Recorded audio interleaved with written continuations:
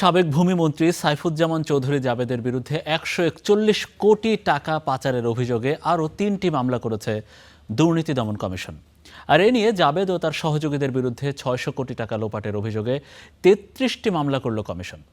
এদিন সাবেক deputy speaker Shamsul হক টুকুর ছেলের বিরুদ্ধেও মামলা করেছে সংস্থাটি।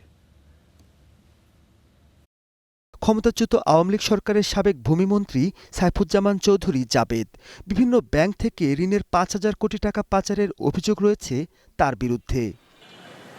অঢেল সম্পদের মালিক জাবেদের দুর্নীতি নিয়ে অনুসন্ধান করতে গিয়ে মঙ্গলবার আরও ৩টি মামলা করেছে দুদক। ইসলামী ব্যাংক থেকে ঋণের নামে ১৪১ কোটি টাকা পাচারের অভিযোগে জাবেদ সহ ২৯ জনকে আসামি করা হয়েছে। সংস্থাটির তথ্য বলছে, সব মিলিয়ে ৩৩টি মামলায় প্রায় ৬০০ কোটি টাকা লোপাটের প্রমাণ মিলেছে।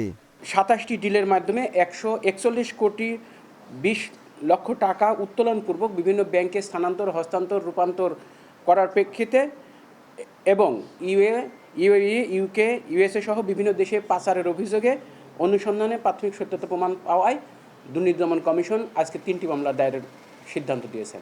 এদিকে সাবেক ডেপুটি স্পিকার শামসুল হক টুকুর ছেলে ও পাবনার বেড়া পৌরসভার সাবেক মেয়র এস.এম. আলিফ শামসের বিরুদ্ধে সম্পদ বিবরণী জমা না দেয়ায় মামলা করেছে দুদক।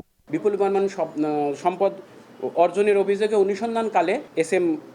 আরিফ শামসের সম্পদ বিবরণী দাখিলের জন্য বলা হয়েছিল। ওনারা নির্দিষ্ট সময়ে সম্পদ বিবরণী দাখিল করেননি বিধায় তার বিরুদ্ধে আজকে নন সাবমিশনে একটি মামলার অনুমোদন করেছেন কমিশন। এদিকে দুদকের মানি লন্ডারিং শাখার পরিচালক মোকাম্মেল হককে সরিয়ে প্রতিরোধ শাখায় বদলি করা হয়েছে।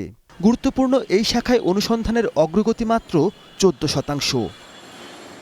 Mahmudul Hasan, star news, Dhaka.